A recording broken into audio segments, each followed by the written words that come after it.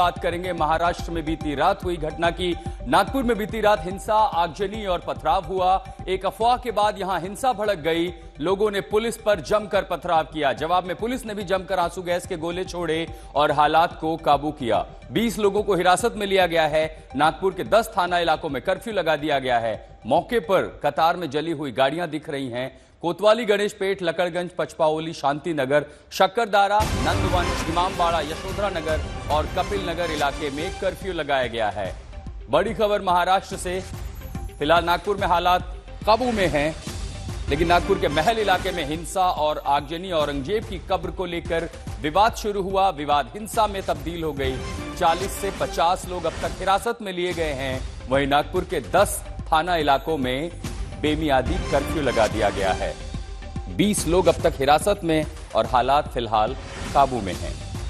आप जो तस्वीरें देख रहे हैं वो रात 9 बजे की है, जब हिंसा और आगजनी शुरू हुई। लगभग 2 दर्जन दोपहिया और 3 कारों को आग लगा दी गई। महल इलाके में हिंसा और आगजनी की तस्वीरें।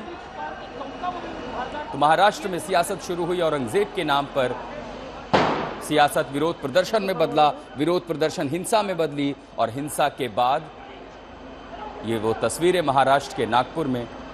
2 गुटों में झड़प के बाद पत्थर चले, पत्थरबाजी हुई, आगजनी हुई। ये रात 9 बजे नागपुर की तस्वीरें हैं। 10 थाना इलाकों में कर्फ्यू लगा दिया गया है ताकि हालात आउट ऑफ कंट्रोल ना हो।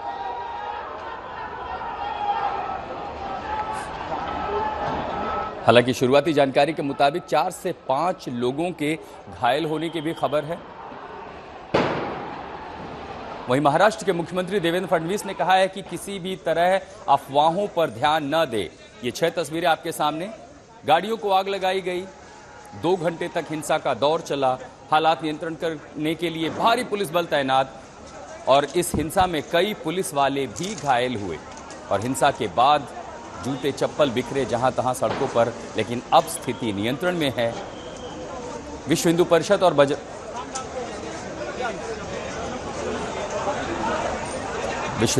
और बजरंग दल ने यात्रा निकाली, रैली निकाली। उनका कार्यक्रम था। औरंगजेब के खिलाफ कलेक्ट्रेट पर मेमोरेंडम देने की बात ही मांग की जा रही थी कि औरंगजेब की कब्र को ढहा दिया जाए। और वो प्रदर्शन धीरे धीरे आक्रामक और हिंसक झड़प में बदल गई।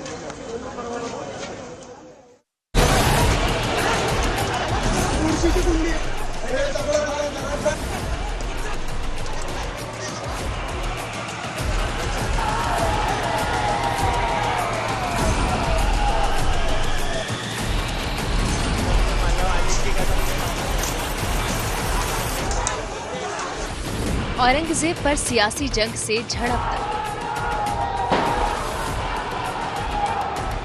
जुबानी हमलों के बाद अब मैदानी बवाल।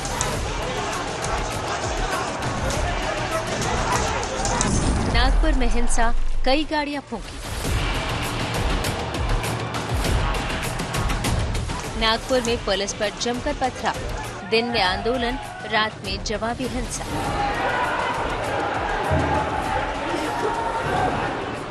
नागपुर की ये तस्वीरें बता रही हैं कि औरंगजेब को लेकर जो जुबानी जंग बीते कई दिनों तक चल रही थी, वो अब खतरनाक हालात तक पहुंच चुकी है। सोमवार की रात नागपुर में कुछ इस कदर हिंसा भड़क उठी।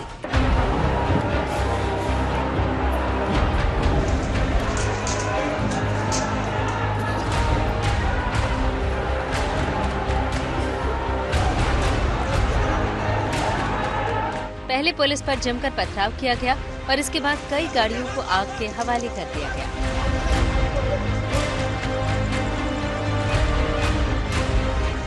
पुलिस को हालात संभालने के लिए काफी मशक्कत करनी पड़ी। नागपुर के महल इलाके में ये हिंसा की तस्वीरें हैं, जिसको पुलिस काबू करने की कोशिश करती दिख रही है। पुलिस ने रह रहकर कई बार आंसू गैस के गोले चलाए। जहां गाड़ियों में आग लगाई गई थी, वहां से लगातार पुलिस पर पथराव हो रहा था। पुलिस को आगजनी वाली जगह तक पहुंचने के लिए काफी मशक्कत करनी पड़ी। आंसू गैस के गोले दागते हुए पुलिस सावधानी के साथ आगे बढ़ी। दूसरी तरफ से लगातार पुलिस पर पथराव हो रहा था। रात करीब 9 बजे बवाल शुरू हुआ और इसको पूरी तरह काबू करने में पुलिस को 1.5-2 घंटे का वक्त लगा। तब जाकर पुलिस आगजनी वाली जगह तक पहुंच पाई।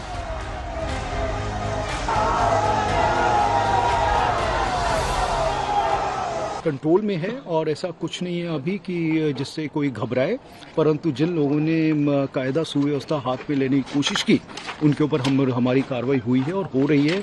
जो लोग इसमें इन्वॉल्व हैं उनकी फ़ोटोग्राफ्स हैं, वीडियोस हैं, और उसके अलावा जो हमारा कमांड कंट्रोल सेंटर है उसमें भी हम लोग वॉच रखे हुए हैं कौन कौन इसमें दिख रहे हैं।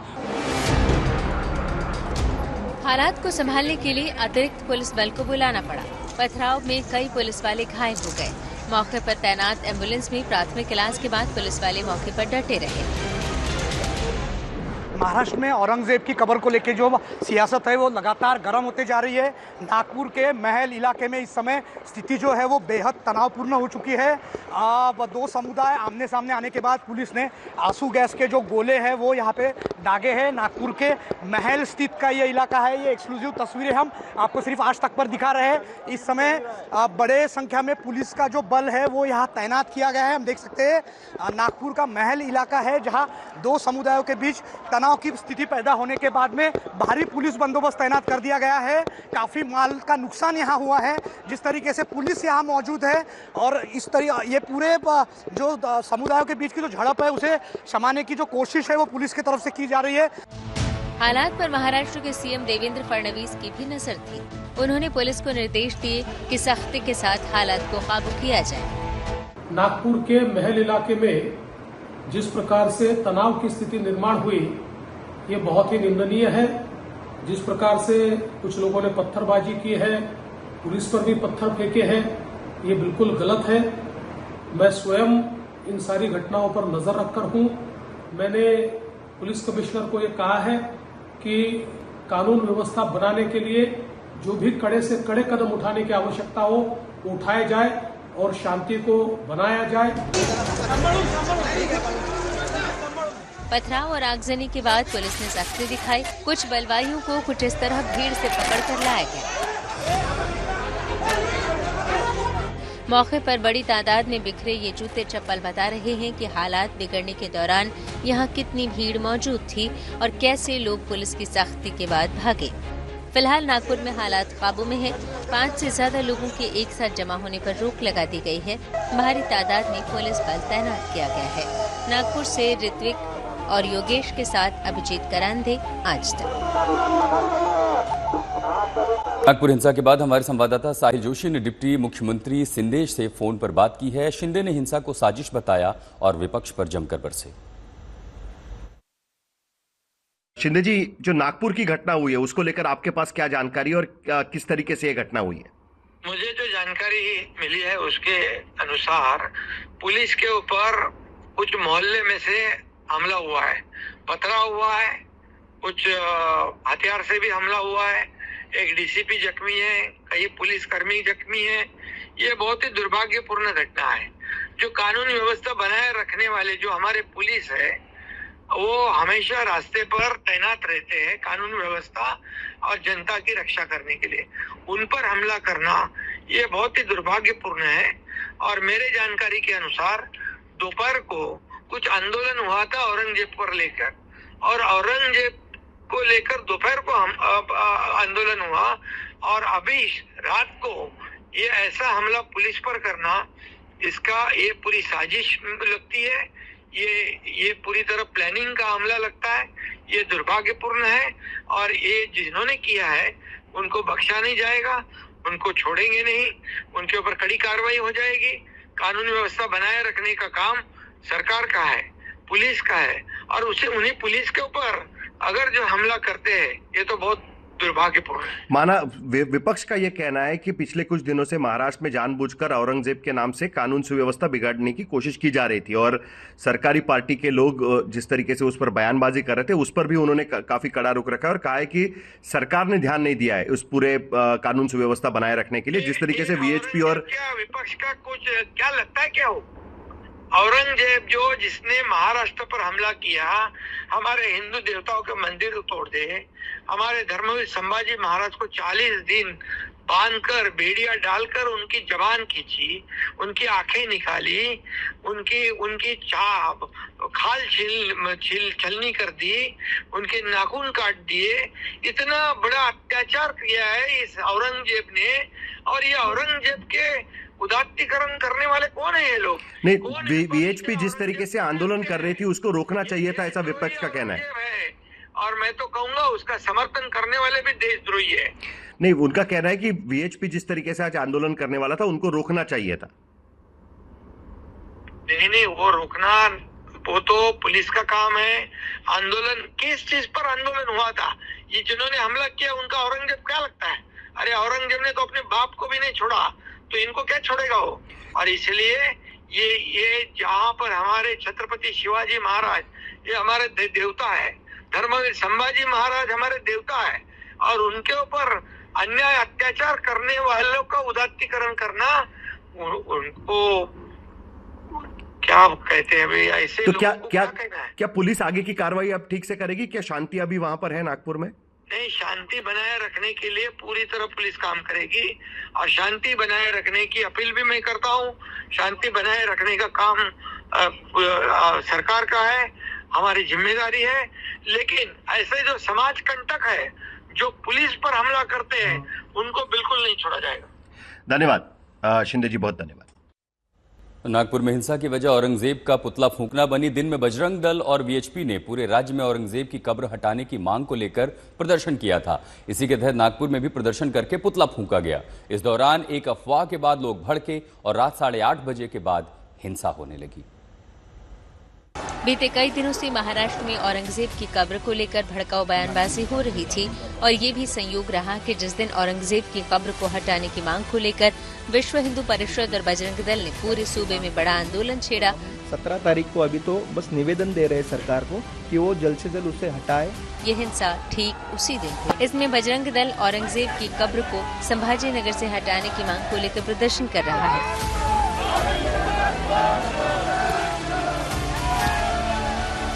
इस दौरान औरंगजेब के फोटो पर जूते बरसाए गए और पुतला फूंका गया।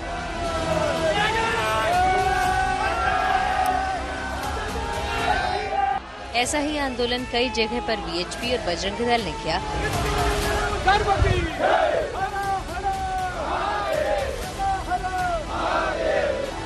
और कुछ घंटे बाद करीब रात 9 बजे नागपुर में हिंसा हो गई। नागपुर हिंसा में 17 लोगों को हिरासत में लिया गया है। 12 से 15 पुलिस वाले घायल हुए हैं। आगजनी में करीब 30 दुपहिया फूंके गए। 2 से 3 कारों को भी आग लगाई गई। जिन लोगों की कारों को जला दिया गया, उनकी जुबानी सुनिए कैसे भीड़ ने हमला किया था। उनके हाथ में तलवारें भी थी सर, ये देखिए तलवार से तोड़ा है। तलवार थे, तलवार से तोड़ा है, और ईंटें पत्थर और खिड़की के कांच भी फूटी है। ऊपर की खिड़की की कांच भी फूटी है। वहाँ पे वो हमारे आंटी का ऑपरेशन हुआ था, वो सोए थे, और वहाँ पे सब गाड़ियाँ जमा करके और कार जमा 8-10 गाड़ियाँ जलाई उन्होंने, और कार भी जलाई। चुन चुनकर खास लोगों के घरों को नुकसान पहुँचाया गया, उनको गाड़ियाँ जलाया गया, और बहुत ही गंदी बातें बोले गई। एकदम ऐसा 500,000 लोग ऐसे दौड़ के आए, पत्थरबाजी की है और घर पे पत्थर मारे और हमारी कार जला दी है। ये सब पत्थर लेके दौड़ने लगे। हमारे घर के ऊपर भी पत्थर फेंके, ऊपर बच्चे थे दिखे उनको, उनके ऊपर भी पत्थर फेंके, और पूरा हमारा दरवाजा खिड़की पर फोड़ने में लगे थे। गाड़ी गिरा दिए, हमारी कार जला दिए। हम आपको इस हिंसा का पूरा बैकग्राउंड बताते हैं। पहले विश्व हिंदू परिषद और बजरंग दल ने औरंगजेब के कब्र हटाने की मांग को लेकर प्रदर्शन किया। जवाब में महल स्थित शिवाजी प्रतिमा के सामने मुस्लिम समुदाय के लोगों ने प्रदर्शन किया। पुलिस ने प्रदर्शनकारियों को वहां से खदेड़ दिया। इसके बाद मुस्लिम समाज के लोग नागपुर के गणेश पीठ थाने पहुंचे और बजरंग दल कार्यकर्ताओं को गिरफ्तार करने की मांग की।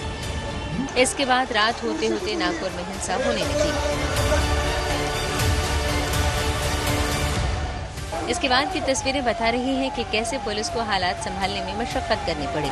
अब विपक्ष आरोप लगा रहा है कि एक साजिश के तहत ये हिंसा कराई गई ताकि सियासी फायदा उठाया जा सके। किसने भी ये राजनीतिक षड्यंत्र कर नागपुर की शांतता को भंग करने की कोशिश की अपने राजनीतिक कारणों के लिए, उसका मैं पहले तो निषेध करता हूं, और आपके माध्यम से नागपुर की जनता को मैं विनम्र आह्वान करता हूं कि वो शांतता बरते। जिस किसी ने भी ये राजनीतिक लक्ष्य हासिल करने के लिए षड्यंत्र किया है, उसे अगर हमें हराना होगा, डिफीट करना होगा, तो हमें शांतता बरतनी होगी। हमारा भाईचारा हमें मेंटेन करना पड़ेगा। क्योंकि देखिए, हम तो कितने दिनों से बोल रहे हैं कि महाराष्ट्र के अंदर कुछ बीजेपी के ऐसे नफरती चिंटू आ गए जो बस दिन भर आग भड़काने का काम कर रहे हैं, नफरती भाषणबाजी कर रहे हैं। अभी कल भी इनका एक बाहर से आए थे हैदराबाद से, उन्होंने आके पुणे के अंदर एक भाषण दे दिया। अब ये सारी चीजें जो है ये नफरत फैला रही है ना। हम तो पहले से बोल रहे हैं कि ऐसे लोगों के ऊपर लगाम लगाए सरकार, वरना देखिए आज किस स्थिति में चला गया है। अब महाराष्ट्र के अंदर हुआ, हम बोल रहे थे कि महाराष्ट्र में काफी दिनों से कुछ लोग चाहते हैं कि तनाव पैदा हो, चाहते हैं कि नफरत बढ़े, चाहते हैं कि इस तरह का वायलेंस हो। कई नेताओं ने शांति की अपील की है। नागपूरमध्ये काही अफवा पसरल्यामुळे धार्मिक तणाव निर्माण होण्याची स्थिती निर्माण झाली आहे। या सर्व परिस्थितीमध्ये नागपूरने नेहमी शांततेचा इतिहास हे नागपूरची विशेषता राहिलेली आहे। माझी सर्व बांधवांना विनंती आहे की त्यांनी कुठल्याही प्रकारच्या अफवांवर विश्वास ठेवू नये, शांतता प्रस्थापित करावी। नागपुर में फिलहाल शांति है, लेकिन नागपुर की ये हिंसा बता रही है कि औरंगजेब की कब्र का मामला अभी सियासी रूप से थमने वाला नहीं है। नागपुर से ऋत्विक और योगेश के साथ अभिजीत करांदे, आज तक।